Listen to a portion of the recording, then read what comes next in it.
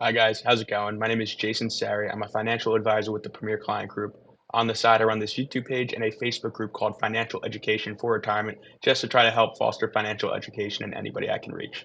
But let's get into the video today on brokerage accounts and what you need to know for 2025 and beyond. First, just as a disclosure, nothing you see in this video is advice. It is all educational information. Please reach out to a financial, tax, or investment professional before acting on anything you hear or see in this video.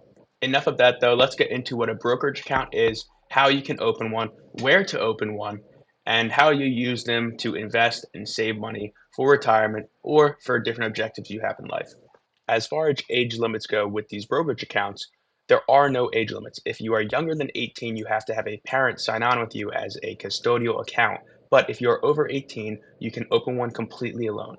Now, you require a social security number because of tax information, but that is pretty much the only personal information that they would need for you, other than maybe an address and all that good stuff.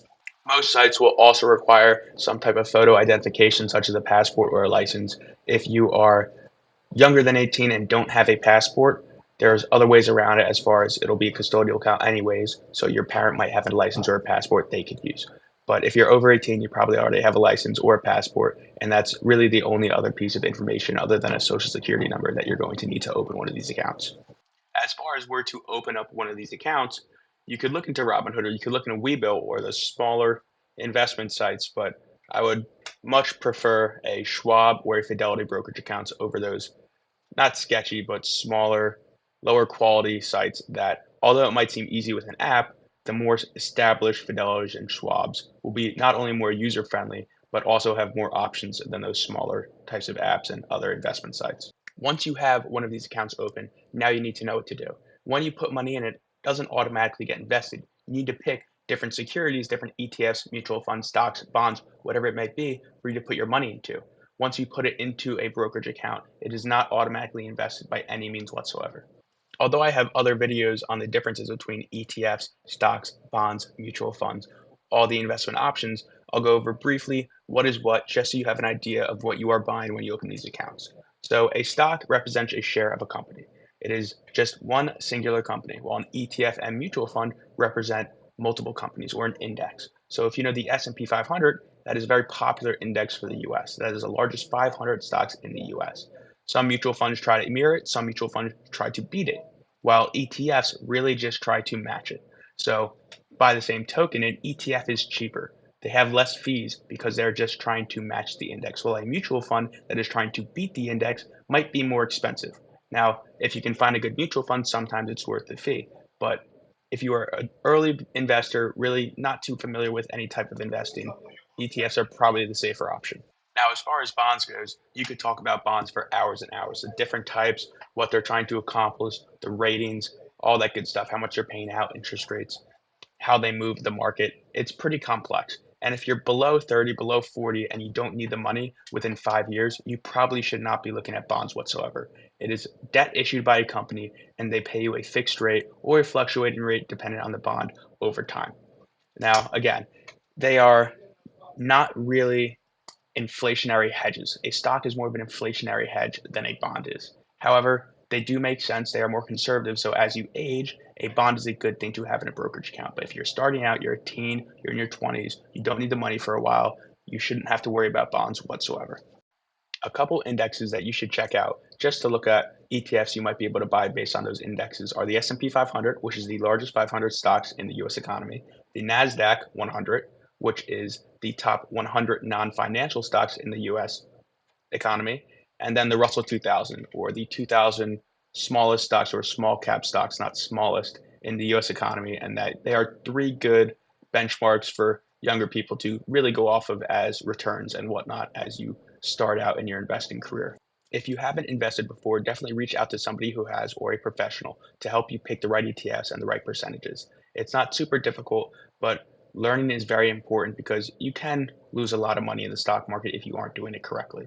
So, again, just as a disclosure, none of this is advice. Definitely reach out to a professional beforehand just to make sure you are on the right track and you are making the best decisions for yourself. However, once you have found an ETF mutual fund stock that you want to buy, now you need to know how to buy it.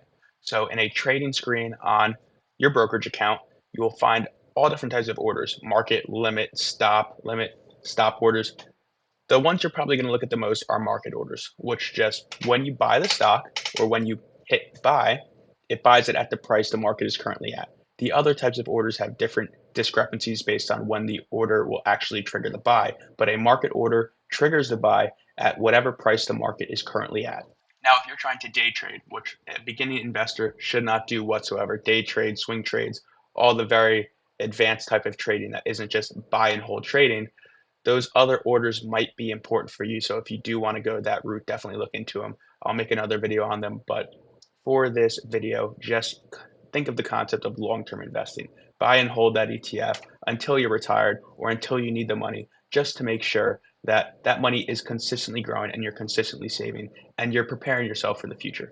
As far as day trading goes and swing trading goes and trying to beat the market, there are people that get paid millions and millions of dollars a year to beat the market for hedge funds, mutual funds, all these different active investment strategies. And even though they get paid millions of dollars, sometimes they underperform the market. And these are professionals. If you think as a beginning investor you can beat the market, maybe you will, but most of the time you won't. So there is no reason to stress out every day off of what stock's going up, what sector's going up, when you can just buy an ETF and hold it until you're ready to sell it. There's no reason you should try to make the market a job if you have no prior experience whatsoever. So once you have bought this ETF and you're ready to sell it, maybe it's 10 years down the line, maybe it's 2 months down the line, you will have to get taxed when you sell the stock or the security, whatever it might be, the ETF, mutual fund, bond, you are going to get taxed, either short-term capital gains or long-term capital gains. Now, these are calculated based on how long you held the stock, but you need to know that you can't trade tax-free in a brokerage account. With retirement accounts like IRAs and 401ks, you can trade tax-free, but a brokerage account is not a tax-free trading vessel. How do you tell if it's short-term capital gains or long-term capital gains, though? Now, that's pretty easy. If you held the security for less than a year, it is short-term capital gains or short-term capital losses. If you held the security for a year or longer, it is long-term capital gain or long-term capital loss. The difference between this is the tax rate. So for short-term capital gains, when you sell, it is your ordinary income rate. For long-term capital gains, it is a lower income rate. I'll put them up in the corner, but there are different rates for long-term capital gains based on income than there are compared to your ordinary income tax bracket. This is another benefit to investing for the long term. If you invest for the short term, you're getting taxed at your ordinary income rate. While if you hold it for less than a year, if you're investing for retirement, if you're investing for a certain objective over a year long, then you get taxed at a lower tax rate. You're getting penalized less for staying in the market longer. Now, this tax only happens when you sell a security or a position. It doesn't happen at the end of the year randomly. If you have a $10,000 gain in an ETF or mutual fund, but you don't sell it, you're not getting taxed April 15th or whatever your tax date might be. It only is a taxable event when you sell the position.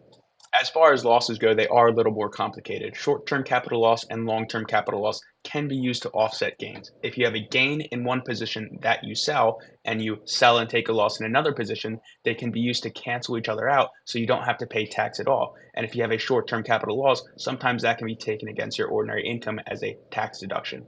Now, you can get to the weeds on this. I have another video going more in depth on how you can do this and what is legal as far as how a loss is allowed and disallowed. There are wash sales and different things the IRS does to prevent you from taking advantage of this code.